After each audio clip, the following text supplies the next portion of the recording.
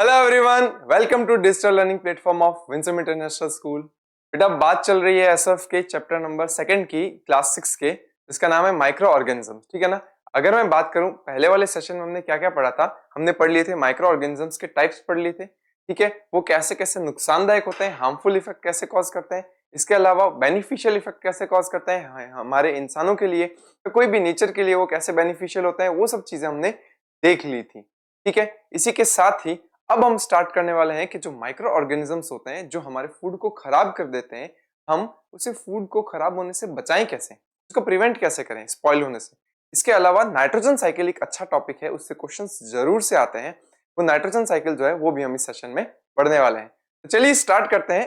अब देखो, food preservation यानी कि फूड को खराब होने से बचाना।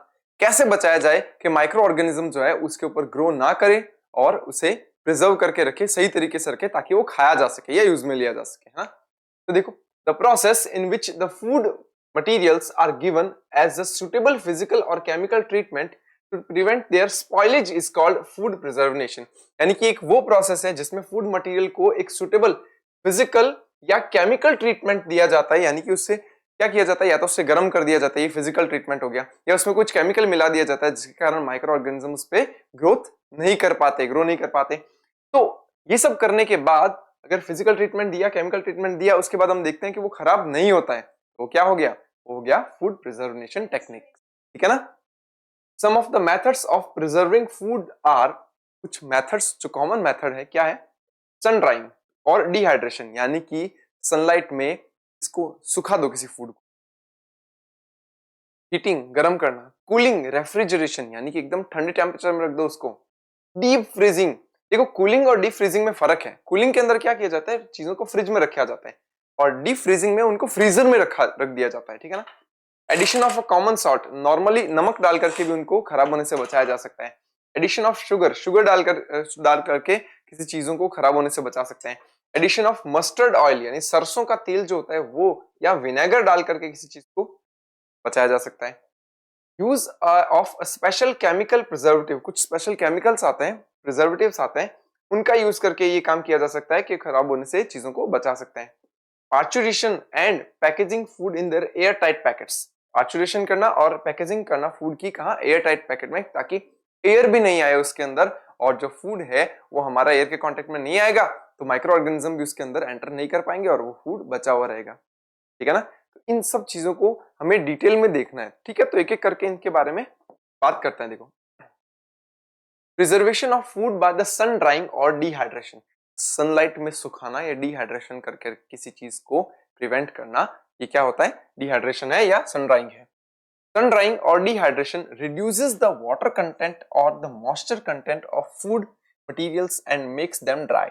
जब हम क्या करते हैं, सनलाइट में किसी चीज को सुखाते हैं, तो हमने क्या किया, पानी उड़ा दिया या उसका मॉइस्चर उड़ा दिया। आपको पता है पानी या मॉइस्चर जो होता है ना, जिस भी चीज में रहेगा ना, वो चीज बहुत जल्दी खराब होगी, क्योंकि वहां वाटर एक मीडियम की तरह काम करेगा माइक्रो ऑर्गेनिज्म के ग्रोथ के लिए, तो वो बहुत जल्दी ग्रो करेंगे और चीज जल्दी खराब हो जाएगी। लेकिन अगर कोई ड्राई चीज है, ठीक है ना, तो वो जल्दी से खराब नहीं होगी क्योंकि उसमें मॉइस्चर ही नहीं है।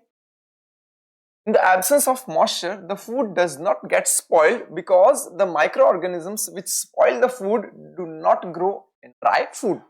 है ना, सही बात। The vegetables like spinach, पालक या साग जिसको हम बोल सकते हैं, मेथी लीव्स, ठीक है, कॉलीफ्लावर एंड द पीस जिसको मटर बोलते हैं, they are preserved in homes by the sun drying method. तो पालक, मेथी, ठीक है ना, धनिया, ये सब चीजें जो होती है वो फ्रेश होती है, तो उसके अंदर वाटर कंटेंट होता है। हम क्या करते हैं, उसको ड्राई कर देते हैं। ड्राई करने के बाद उसको काफी टाइम तक, काफी महीनों तक उसको क्या कर सकते हैं, प्रिजर्व करके रखा जा सकता है। नेक्स्ट बात करते हैं preservation of food by heating, गर्म करके किसी फूड को स्पॉइल होने से बचाना। ऐसे कर सकते हैं, देखो, heating kills many micro organisms and prevents the food from spoilage.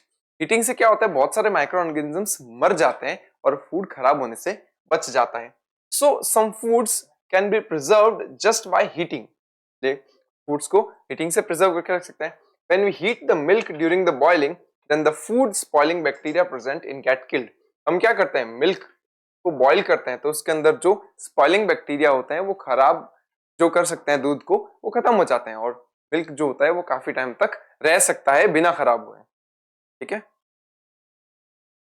Next बात करेंगे, देखो, preservation of food by the cooling और रेफ्रिजरेशन। आप देखते हैं ना कि कई बार है ना हमारे घर में खाना बच जाता है, सब्जी बच जाती है, कोई दूसरी चीज है जो जैसे बाहर से लाई हुई मिठाई वगैरह जो है वो जो खराब हो सकते हैं, तो हम मम्मी क्या करती है उनको फ्रिज में रख देती है, फिर अगले दिन हम उसको खा भी सकते हैं। ठीक है ना, अगर बाई चांस अगर वो ज्यादा खराब ना हुई हो, ठीक है, तो कभी कभी फ्रिज में रखी हुई चीजें भी खराब हो जाती हैं अगर वो पहले से ही थोड़ी बहुत खराब होनी स्टार्ट हो चुकी हो तो कई बार क्या होता है, फ्रिज में रखी हुई चीज जो है वो हो हम वहां रख करके उसको खराब होने से बचा सकते हैं और वापस से उसका यूज कर सकते हैं। Low temperature inhibits the growth of micro organisms. अब देखो क्या होता है, जो माइक्रो ऑर्गेनिजम्स होते हैं इनको ग्रोथ करने के लिए एक सुटेबल टेम्परेचर चाहिए होता है। सुटेबल टेम्परेचर जैसे कि सर थोड़ा सा वार्म एनवायरनमेंट चाहिए होता है, लगभग देखा जाए तो 25 डिग्री सेंटीग्रेड से ज्यादा, लगभग 25-30 सेंटीग्रेड के आसपास, ठीक है ना, या उससे थोड़ा ज्यादा होगा तो भी चलेगा। माइक्रो ऑर्गेनिज्म इस टेम्परेचर पर बहुत अच्छी तरीके से ग्रो करते हैं, तो अगर इस टेम्परेचर पर अगर कोई फूड पड़ा होगा तो वो जल्दी स्पॉइल करेंगे उसको, है ना। इसीलिए आपको पता है गर्मी में जो चीजें होती है वो बहुत जल्दी खराब हो जाती हैं, सर्दी में चीजें इतनी जल्दी खराब नहीं होती। क्यों? क्योंकि ओवरऑल एनवायरमेंटल टेम्परेचर जो है वही बहुत कम होता है सर्दी के टाइम पे, तो मतलब पूरा जो हमारा रूम या जो घर है वही एक तरीके से फ्रिज की तरह कई बार काम करने लग जाता है जब टेम्परेचर बहुत ज्यादा डाउन होता है, तो वहां बाहर पड़ी चीजें भी खराब नहीं होती हैं। लेकिन गर्मी के टाइम पे बाहर तो इतनी गर्मी है, बाहर कोई चीज रखी रहेगी तो माइक्रो ऑर्गेनिज्म डेफिनेटली उसके ऊपर आकर के ग्रो करेंगे, स्पॉइल करेंगे। So the low temperature inhibits the growth of microorganisms, so the food spoiling bacteria do not grow and multiply in cold conditions having the low temperature. Okay, thus when food is kept in a cold place like that refrigerator, then the food does not get spoiled easily. It remains fresh for much longer period.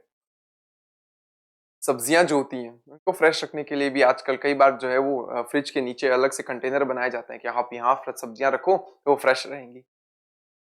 The food materials like milk, ठीक है, needed floor, dough जिसको हम बोल सकते हैं गुदा हुआ आटा जो होता है, ठीक है, cooked food like cooked vegetable and pulses यानी दालें, and fresh fruits and vegetables are kept in a cool place like refrigerator to prevent their spoilage. सही है। नेक्स्ट देखो, प्रिजर्वेशन of food by deep freezing. Preservation of food by the deep freezing means preservation of food by the excessive cold at the temperature much below the 0 degree centigrade. 0 degree centigrade से भी काफी काफी कम temperature दिया जाता है, उसको deep freezing बोलते हैं। When the food is kept in deep freezer, the food gets frozen. यानी एक तरीके से देखा जाए तो जब आप इसको 0 डिग्री से भी कम का टेम्परेचर दे दोगे तो एक तरीके से जम जाएगा, वो फ्रोजन हो जाएगा एक तरीके। At very low temperature in deep freezer, the growth of food spoiling microorganisms is prevented completely. अब उसके बाद तो कोई चांस ही नहीं बनता, माइनस में टेम्परेचर चला गया, जीरो से भी नीचे चला गया, तो जो माइक्रो ऑर्गेनिजम्स हैं वो ग्रोथ नहीं कर पाएंगे। Do this, the frozen food remains unspoiled and fresh for long periods, जिसके कारण चीजें जो है वो बिना खराब हुए लंबे समय तक रह सकती हैं। Deep freezing method is used for the preservation of foods like meat, fish and their products, fruits and vegetables also. इन सबको प्रिवेंट करने के लिए या बचाने के लिए ये काम किया जा सकता है। आपको पता है जो मटर होता है ना उनको सुखा करके या कई बार मटर को डीप फ्रीज करके भी रखा जाता है। आप देखोगे ना, आप घर के आसपास अगर कहीं पर कोई डेयरी प्रोडक्ट की दुकान है तो वहां पे आपको फ्रोजन मटर मिलेंगे। अब जाके बोलोगे ना फ्रोजन मटर दीजिए, तो वो क्या करेंगे, फ्रीजर में से निकाल करके देंगे आपको मटर, तो आप उसको क्या कर सकते हैं, इंस्टेंटली धो करके यूज में ले सकते हैं।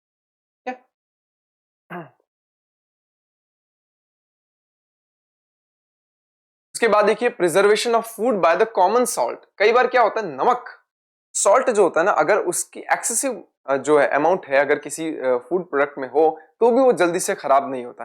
हालांकि ज्यादा नमक खाना भी हमारी बॉडी के लिए बहुत ज्यादा नुकसानदायक होता है, लेकिन कई बार जैसे अचार होते हैं, कई बार इन सबको खराब होने से बचाने के लिए उनमें एक्सेस अमाउंट ऑफ सॉल्ट जो है वो डाला जाता है, इसीलिए उनको थोड़ा ही खाना चाहिए, ज्यादा नहीं।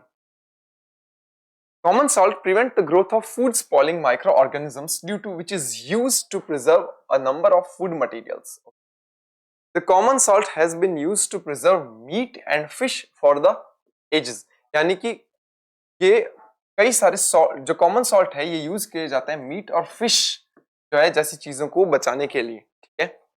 Common salt is also use to preserve fruits as raw mangoes, lemon, amla in the form of their pickles, देखो लिखा हुआ है ना, and the tamarind in the form of chutney.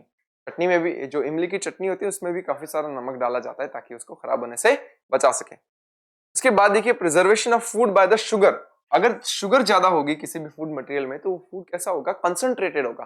Concentrated food के अंदर जल्दी से माइक्रो ऑर्गेनिज्म ग्रोथ नहीं कर पाते। देखो एक एग्जांपल लेते हैं कि एक तो चीनी का पानी है, ठीक है ना, और एक है हनी, शहद है। पता है आपको जल्दी खराब होने की संभावना किसकी होगी? जल्दी खराब होने की संभावना होगी चीनी के पानी की, क्योंकि इसमें वाटर कंटेंट ज्यादा है। हनी के अंदर वाटर कंटेंट नहीं है और बहुत ज्यादा कंसंट्रेटेड है, बहुत ज्यादा गाढ़ा है।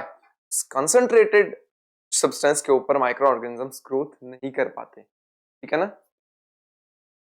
The sugar is used as a preservative in making jams and jellies from fruits, क्योंकि fruits से जैम और जेलीज बनती है, ठीक है। Sugar reduces the moisture content from the food which inhibits the growth of microorganisms like a bacteria which spoil the fruits etc. अब ये sugar क्या करेगी? फ्रूट में से मॉइस्चर एब्जॉर्ब कर लेगी, निकाल देगी। तो उन फ्रूट्स में से, वेजिटेबल्स में से क्या होगा, अगर मैं बात करूं उनके ऊपर बैक्टीरिया वगैरह ग्रो करने के लिए आएंगे तो ग्रो कर ही नहीं पाएंगे क्योंकि मॉइस्चर है ही नहीं। Fruits which are preserved in the form of jams and jellies by the using sugar are as preservative are apple, ripe mango, orange, strawberries, pineapple and guava etc. ये सारे फ्रूट्स जो होते हैं वो इनके जैम वगैरह बना करके, मुरब्बे वगैरह बना करके इनको प्रिजर्व करके रख सकते हैं। Next one is preservation of food by the mustard oil and vinegar. Mustard oil और विनेगर डाल करके किसी चीज को प्रिवेंट करना है, किसी फूड को प्रिवेंट करना क्या है, देखिए। Mustard oil and vinegar are widely used as a preservatives for the preservation of fruits and vegetables in the form of pickles. अचार, अचार में सॉल्ट डालते हैं, नमक डालते हैं, उसके साथ साथ सरसों का तेल यानी मस्टर्ड ऑयल भी डालते हैं।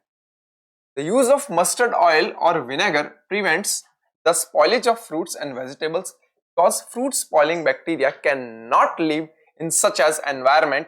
Mustard oil and vinegar are used as a preservatives or preserving fruits such as mango, amla, lemon, etc. in the form of their pickles.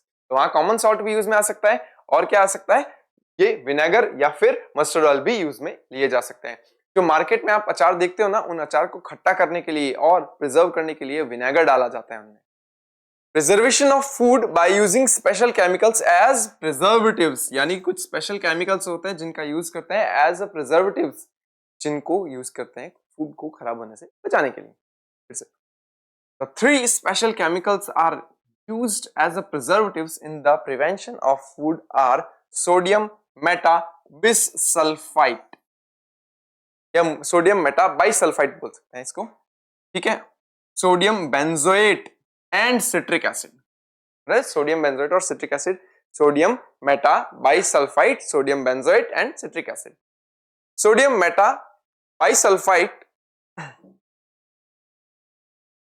sodium benzoate are used to preserve foods such as jams, jellies, juices and squashes as to save them the spoilage and citric acid is used as preservatives in confectionery या sweets जो होते हैं उनको preserve करने के लिए। मतलब sodium metabisulphide जो है और सोडियम बेंजोएट जो है वो तो जैम, जेलीज इन सबको प्रिजर्व करने के लिए आता है, क्योंकि सिट्रिक एसिड जो होता है वो यूज किया जाता है स्वीट्स वगैरह जो होते हैं उनको प्रिजर्व करने के लिए।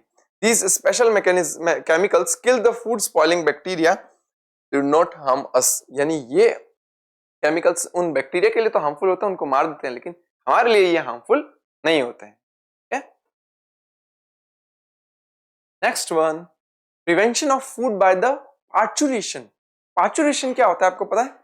पार्चुरेशन के अंदर किसी फूड मटेरियल को पैक करने से पहले उसको बॉईल करके उसके अंदर जितने भी माइक्रो ऑर्गेनिजम्स हैं उन सबको मार दिया जाता है और उसके बाद इंस्टेंटली उसको फ्रीज करके, मतलब ठंडा करके पैक कर दिया जाता है। क्योंकि देखो दो काम होंगे, एक तो बॉईल किया तो सारे मर गए, सारे माइक्रो ऑर्गेनिज्म मर गए, उसके बाद उसको जल्दी से ठंडा किया और ठंडा करते ही उसको क्या किया, पैक कर दिया। तो ठंडा किया तो माइक्रो ऑर्गेनिज्म को ग्रोथ करने के लिए टाइम भी नहीं मिला और उसके बाद उसको पैक कर दिया, और पैक करने के टाइम पर इस तरह से पैक किया कि बाहर वो एयर के कांटेक्ट में नहीं आए, तो वो काफी समय तक बचा हुआ रहेगा।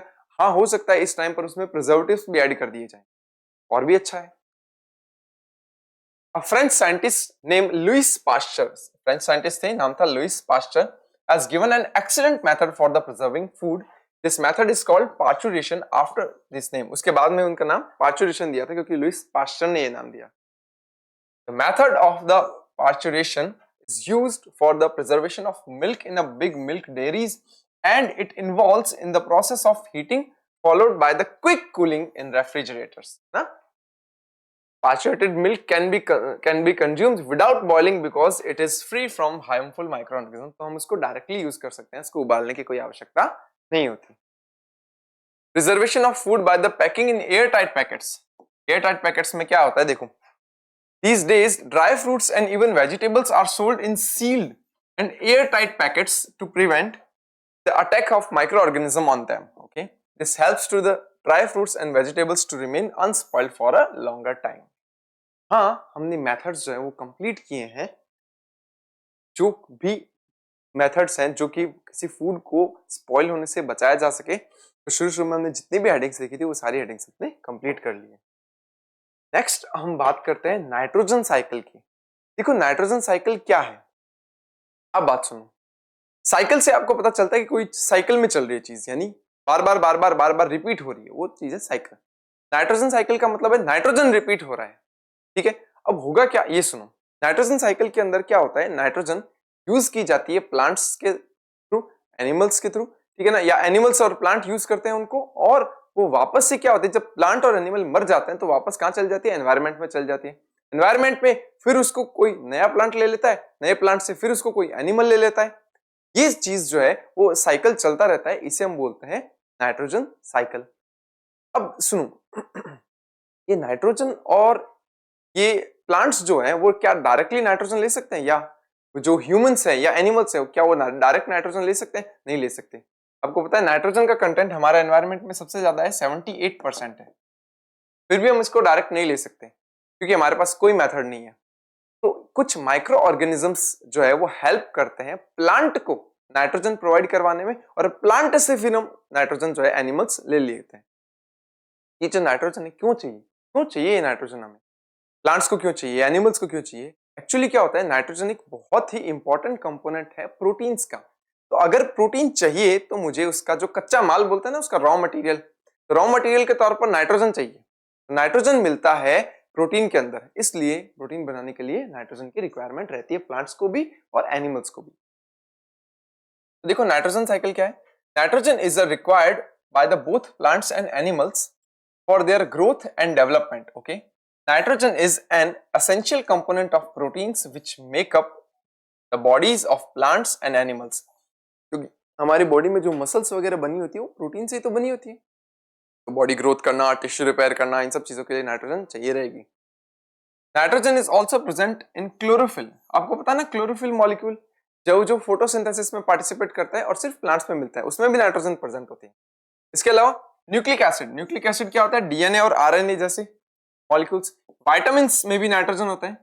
In some nitrogen elements is circulated again and again through the living things like a plants and animals and non-living things like a air, soil and water. तो नाइट्रोजन ऐसे नहीं होता कि स्टेबल है, वो घूमता रहता है. ठीक है ना, कि वो एनिमल मर गया उससे वो वापस से एनवायरनमेंट में चला गया, एनवायरनमेंट से किसी प्लांट ने ले लिया वगैरह करके. तो लिविंग बींग्स में ये प्लांट्स और एनिमल्स के अंदर सर्कुलेट होता है, और नॉन लिविंग्स में ये एयर, क्योंकि नाइट्रोजन क्या है, गैस है. सॉइल के अंदर ये नाइट्रेट और नाइट्राइट के फॉर्म में रहता है, और वाटर के अंदर भी नाइट्रोजन प्रेजेंट होता है. The circulation of nitrogen elements through the living things, plants and animals and non living environment, soil and water is called nitrogen cycle in nature. देखो यहां दिखा रखे नाइट्रोजन साइकिल. देखो नाइट्रोजन हुई, नाइट्रोजन जो है जब थंडरस्टॉर्म हुआ, बिजली चमकी, तो नाइट्रोजन के बॉन्ड टूटते हैं, नाइट्रोजन ऐसे मिलता है, नाइट्रोजन ट्रिपल बॉन्ड नाइट्रोजन. और जब थंडरस्टॉर्म होता है तब बहुत ज्यादा क्या निकलती है, एनर्जी निकलती है. उस समय नाइट्रोजन के ट्रिपल बॉन्ड टूट जाते हैं और वो अलग अलग कंपाउंड्स में कन्वर्ट हो जाते हैं. ठीक है, अब वो कंपाउंड्स नाइट्रोजन फिक्सिंग बैक्टीरिया के पास जाते हैं, वो अमोनिया ऐसे आयंस में कन्वर्ट होते हैं और वो मिट्टी में पड़े रहते हैं. फिर उसके बाद उनको क्या ले लेते हैं, प्लांट्स ले लेते हैं. प्लांट लेकर के उनको क्या ले लेते हैं, एनिमल्स ले लेते हैं. फिर एनिमल अगर मर जाते हैं तो यही साइकिल दोबारा चलती है. ठीक है, और कई बार क्या होता है, NO3 जो होता है, कुछ बैक्टीरिया होता है जिनका नाम होता है डीनाइट्रिफिकेटिंग बैक्टीरिया. वो क्या करते हैं, डीनाइट्रिफिकेशन करते हैं, वो NO3 को फिर से N2 में कन्वर्ट कर देते हैं. तो ये साइकिल चलता रहता है. इसको देखो, थोड़ा डिटेल में समझते हैं इस साइकिल को. ठीक है ना, तो देखिए ओलंपियाड बाइट क्या है. ये nitrogen form 78% of the atmospheric gases in the air. It exist in the molecular form molecular form होती है उसकी N2 and can not be assimilated by the plants. देखो मैंने अभी भी थोड़ी देर पहले बताया था कि नाइट्रोजन गैस कितनी होती है, 78% होती है। किस फॉर्म में रहती है, N2 के फॉर्म में रहती है। ये नाइट्रोजन चाहिए होती है प्लांट्स को भी और एनिमल्स को भी, ठीक है ना, प्रोटीन बनाने के लिए। लेकिन ये नाइट्रोजन डायरेक्टली एसिमिलेट नहीं की जा सकती, ना तो प्लांट्स के थ्रू ना ही एनिमल्स के, क्योंकि प्लांट और एनिमल में डायरेक्टली नाइट्रोजन लेने के लिए कोई मेथड ही नहीं होता। तो इसीलिए कुछ बैक्टीरिया चाहिए होते हैं जो कि एनवायरमेंटल नाइट्रोजन को क्या करते हैं, कन्वर्ट कर देते हैं अदर फॉर्म्स के अंदर, जैसे नाइट्रेट में, नाइट्राइट में, अमोनिया में। उसके बाद प्लांट जो है वो उनको एक्सेप्ट कर सकते हैं या उसको ले सकते हैं, ठीक है ना, इनटेक कर सकते हैं सॉइल से, और उन प्लांट से फिर क्या कर सकते हैं, नाइट्रोजन एनिमल्स ले लेते हैं, ठीक है। तो देखो अब मैं बात करूं नाइट्रोजन फिक्सेशन की। ये नाइट्रोजन फिक्सेशन क्या है? The process of converting nitrogen gas off atmospheric air into the compounds of nitrogen which can be used by the plants is called nitrogen fixation। यानी एनवायरमेंटल की N2 को ऐसे molecular forms में convert करना ताकि plant उन्हें intake कर सके, उसे कहते हैं nitrogen fixation. Some nitrogen fixing bacteria live freely in the soil, whereas the other nitrogen fixing bacteria just like a rhizobium live in the root of nodules of the leguminous plants। कुछ nitrogen fixing bacteria जो है क्या काम करते हैं, वो nitrogen को convert करते हैं किसमें किसमें, नाइट्रेट में, नाइट्राइट में, अमोनिया में, फिर उनसे प्लांट जो है वो उस नाइट्रोजन को एक्सेप्ट कर लेते हैं या ले लेते हैं। कुछ नाइट्रोजन फिक्सिंग बैक्टीरिया सॉइल में फ्रीली रहते हैं और वो नाइट्रोजन को क्या करते हैं, N2 को कन्वर्ट करते हैं नाइट्राइट में, नाइट्रेट में, अमोनिया में। लेकिन कुछ प्लांट ऐसे होते हैं जो रूट्स, कुछ बैक्टीरिया, प्लांट तो नहीं, कुछ बैक्टीरिया ऐसे होते हैं जो प्लांट की रूट्स के साथ में रहते हैं। ये तो नहीं हम तो प्लांट की रूट्स के अंदर रहेंगे और यही काम करेंगे, सेम काम करेंगे, इसे बोलते हैं nitrogen fixing. Rhizobium have a symbiotic relationship with leguminous plant. तो राइजोबियम जो होता है वो प्लांट की रूट्स में रहता है यहाँ, तो वो जो है वो क्या है, सिम्बायोटिक रिलेशनशिप दिखाता है। सिम्बायोटिक रिलेशनशिप का मतलब होता है साथ में रहना।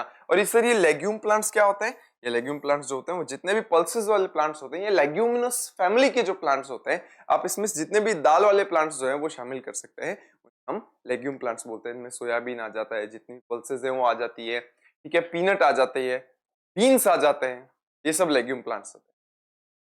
तो यहाँ देखिए क्या कर रहे हैं, देखो ये नाइट्रोजन गैस है N2, ये नाइट्रोजन फिक्सिंग बैक्टीरिया जो सॉइल में फ्रीली क्या रह रहे हैं, सॉइल में फ्री रह रहे हैं, वो क्या करेंगे, उसको अमोनिया में कन्वर्ट करेंगे। या जो लेग्यूमिनस प्लांट्स के अंदर जो राइजोबियम रह रहा है वो भी यही सेम काम करेगा। कभी कभी जो लाइटनिंग होती है ना, थंडरस्टॉर्म होता है, उससे भी एनवायरमेंटल नाइट्रोजन जो है वो ब्रेक डाउन होकर के अमोनिया बना सकता है, क्योंकि वो ब्रेक डाउन होगा, दो एटॉमिक नाइट्रोजन में कन्वर्ट होगा, नाइट्रोजन एंड नाइट्रोजन, और वो हाइड्रोजन के साथ रिएक्ट करके क्या बनाएगा, NH3 बनाएगा, H3 बनाएगा। हाइड्रोजन, हाइड्रोजन, हाइड्रोजन, क्या NH3, और फिर इसको प्लांट ले सकते हैं, इनटेक कर सकते हैं। That process is nitrogen fixation. Methods of the nitrogen fixation is what? देखिए क्या है, एटमॉस्फेरिक नाइट्रोजन फिक्सेशन, यानी एनवायरमेंट में या एटमॉस्फेयर में होने वाला नाइट्रोजन फिक्सेशन जो है, during rain when lightning strikes nitrogen and oxygen in the atmospheric combined due to electric discharge and form oxides of the nitrogen. क्या होता है, ड्यूरिंग रेन, रेन के टाइम पे जब लाइटनिंग होती है, जब बिजली चमकती है, तब नाइट्रोजन और ऑक्सीजन क्या होते हैं, टूट जाते हैं। नाइट्रोजन टूट जाते हैं दो N और N में, ऑक्सीजन टूट जाते हैं दो O और O में, एटॉमिक ऑक्सीजन में टूट जाते हैं। फिर ये आपस में कंबाइन करते हैं और अलग अलग नाइट्रोजन के ऑक्साइड्स बनाते हैं, जैसे N2O, NO2, NO, ऐसे क्या कहते हैं, नाइट्रोजन के ऑक्साइड्स बनाते हैं अलग अलग तरह के। These dissolved in rain water and producing nitric acid, और उसके बाद ये पानी के साथ रिएक्ट करते हैं, जैसे मान लो NO2 है, वाटर के साथ रिएक्ट कर रहा है और बनाएगा क्या, नाइट्रिक एसिड, HNO3, ये बनाएगा नाइट्रिक एसिड बनाएगा, ठीक है। It comes down to the earth and react with alkaline salts in the soil forming nitrates. उसके बाद ये HNO3 जो क्या है, ये एक एसिड है, क्या है, ये एक एसिड है, ये रिएक्ट करेगा एल्केलाइन सॉल्ट्स के साथ, जो कि एल्केलाइन सॉल्ट्स के साथ रिएक्ट करेगा। एल्केलाइन सॉल्ट्स क्या होते हैं, जो कि बेसिक होता है, एल्केलाइन का मतलब होता है बेसिक। तो आपको पता है एसिड और ये जो बेस होता है वो आपस में रिएक्ट करते हैं, ठीक है ना, और बनाते हैं क्या है, नाइट्रेट्स बनाते हैं।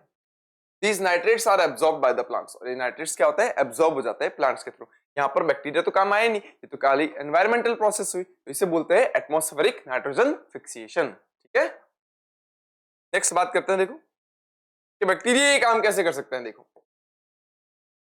इसके बोलते हैं biological nitrogen fixation. Biological word आता है किसी लिविंग बीइंग के लिए, कि ये काम अगर कोई लिविंग बीइंग कर रहा है, that process is biological nitrogen fixation.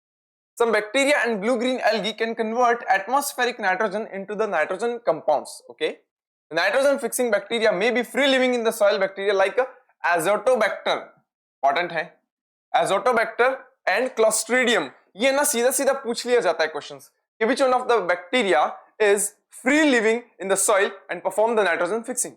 हमारे पास तो ऑप्शंस होने चाहिए, याद होने चाहिए, तो हमें सीधा या तो Azotobacter दिखेगा उस पर टिक करना होगा, या Clostridium दिखेगा उस पर टिक करना होगा। Rhizobium lives in the nodules of the roots of leguminous plants like beans, peas, and fix atmospheric nitrogen into nitrogen compounds. Some blue-green algae मैंने कहा था ना, बैक्टीरिया होता है, उसे साइनोबैक्टीरिया बोलते हैं, जो फोटोसिंथेसिस भी करते हैं, like Anabaena and Nostoc also fix atmospheric nitrogen into nitrates. Some non-leguminous plants like a ginkgo. What is ginkgo? Ginkgo is a gymnosperm plant. And Alnus are also able to fix atmospheric nitrogen. यानी कुछ ऐसे bacteria भी होते हैं जो leguminous plants के साथ नहीं रह करके नॉन लेग्यूमिनस प्लांट्स के साथ रह करके नाइट्रोजन फिक्सिंग करते हैं। They occur in a paddy fields and enrich in the soil with nitrogen. Paddy field क्या होता है, चावल का खेत, उनके अंदर रहते हैं। इंडस्ट्रियल नाइट्रोजन फिक्सेशन क्या होता है, यानी इंडस्ट्रीज के कारण से नाइट्रोजन के कंपाउंड्स बनना जिन्हें प्लांट्स एक्सेप्ट कर सकते हैं या इनटेक कर सकते हैं। The chemical fertilizers like a urea and ammonium sulfate are manufactured at a commercial level utilizing atmospheric nitrogen. Okay. Two processes used for the industrial fixation of the Haber process. Nitrogen and hydrogen are made to combine in the presence of a catalyst, and Brinklandides process, जिसको बोलते हैं nitrogen and oxygen are made from combined by the an electric arc from oxides of nitrogen. यानी industries के अंदर भी ये काम किया जा सकता है। देखो जैसे हार्बर प्रोसेस के अंदर बात कर रही है, नाइट्रोजन और हाइड्रोजन इन दोनों को यूज करके आगे बना लिया जाएगा अमोनिया, फिर ये अमोनिया जो है उसे आगे चलकर कन्वर्ट किया जाएगा यूरिया के अंदर या फिर अमोनियम सल्फेट के अंदर, और वो एज अ फर्टिलाइजर प्लांट्स को दे दिया जाता है। ये तो प्लांट्स को क्या हो गया, नाइट्रोजन जो है उसकी कमी जो है वो फुलफिल कर दी हमने, ये काम केमिकली किया। तो ये अलग अलग मेथड्स है, सबसे पहला हार्बर प्रोसेस होता है और दूसरा ब्रिंकलिंडाइड्स मेथड होता है। इन दो मेथड से फर्टिलाइजर्स बनाए जा सकते हैं। Next one is nitrogen assimilation, यानी प्लांट्स उस नाइट्रोजन का यूज कैसे करते हैं। ठीक है, the plants take compounds of nitrogen from the soil for their growth. The plant absorb the nitrogen compounds from the soil through their roots. जैसे पानी एब्सॉर्ब होता है, उस पानी के साथ में ये जो नाइट्रोजन कंपाउंड्स होते हैं वो एब्सॉर्ब कर लिए जाते हैं। Plants convert the compounds of nitrogen into plants, ठीक है, proteins and other organic compounds which make up the body of the plants. यानी प्लांट कन्वर्ट करते हैं इन कंपाउंड्स को, जो नाइट्रोजनस कंपाउंड होते हैं वो आगे चल करके उनको प्रोटीन में या अदर ऑर्गेनिक कंपाउंड्स बनाने में कन्वर्ट कर देते हैं। This process of conversion of inorganic nitrogen compounds into the organic compounds that become part of the body of organism is called nitrogen assimilation। यानी कि उन्होंने क्या किया, उन्होंने मान लो अमोनिया लिया, हालांकि प्लांट अमोनिया ऐसे नहीं लेते, प्लांट पहले उसको कन्वर्ट करते हैं NH4 अमोनियम आयंस के अंदर कन्वर्ट करते हैं। ये क्या है, ये इनऑर्गेनिक है, ये इनऑर्गेनिक है। ऑर्गेनिक का मतलब क्या होता है, कार्बन हाइड्रोजन ऑक्सीजन ये नहीं होते, जिसमें कार्बन है मेनली, हाइड्रोजन भी है ऑक्सीजन भी है, उसे ऑर्गेनिक कंपाउंड कहते हैं। अमोनियम आयन से आगे वो चल करके क्या बनाएगा, प्रोटीन बनाएगा, क्या बनाएगा, प्रोटीन बनाएगा, लेकिन प्रोटीन में कार्बन है ना, तो इसीलिए ये क्या है, ऑर्गेनिक कंपाउंड है। तो प्लांट क्या कर रहे हैं, इनऑर्गेनिक नाइट्रोजन को ऑर्गेनिक नाइट्रोजन में कन्वर्ट करने, that process is called nitrogen assimilation. Animal use the plant proteins to manufacture their protein. यानी कि हम क्या करते हैं, हम अपनी प्रोटीन बनाने के लिए जो प्रोटीन लेते हैं वो प्लांट से लेते हैं। हम नहीं बोलते क्या, हम बोलते दालें खाओ प्रोटीन मिलेगी, ना, पनीर वगैरह खाओ, हालांकि पनीर जो है वो तो हमें जो दूध वगैरह जो है उनसे मिलता है, लेकिन फिर भी हम बोलते हैं कि जो पल्सेस होती है वो बहुत अच्छा सोर्स होती है प्रोटीन का। क्यों होती है, क्योंकि वहां नाइट्रोजन है, नाइट्रोजन फिक्सिंग बैक्टीरिया है, वो बैक्टीरिया क्या करेगा, नाइट्रोजन फिक्सिंग करवाएगा, तो प्लांट्स को भर भर के नाइट्रोजन मिलेगी, तो प्लांट अच्छा खासा प्रोटीन बनाएंगे, उस प्रोटीन को हम इनटेक कर सकते हैं। उसके बाद देखो अमोनिफिकेशन क्या होता है, this process of decomposition of proteins and other nitrogen compounds into the ammonia is called ammonification. Decomposition of proteins, protein जो है उसको तोड़ेंगे तो क्या बनेगा, अदर नाइट्रोजन कंपाउंड बनेंगे और अमोनिया बनेगा, इस प्रोसेस को बोलते हैं अमोनिफिकेशन। एग्जांपल है ammonifying bacteria are Bacillus ramosus and the Bacillus vulgaris etcetera. ये सारे क्या करते हैं, प्रोटीन को तोड़ते हैं, उल्टे प्रोसेस कर रहे हैं, प्रोटीन को तोड़ते हैं और दोबारा से अमोनिया बनाते हैं, वो अमोनिया गैस रिलीज हो जाती है एनवायरनमेंट के अंदर। नाइट्रिफिकेशन क्या है, सुनो ध्यान से। Nitrification, after ammonification ammonia and other compound are converted into the nitrates and then into the nitrates। पहले नाइट्राइट्स में कन्वर्ट होते हैं, उसके बाद में वो नाइट्रेट में कन्वर्ट होते हैं। हाँ ठीक है, ammonification, after ammonification ammonia and other compounds are converted into the nitrites and then into the nitrates by the process is called nitrification।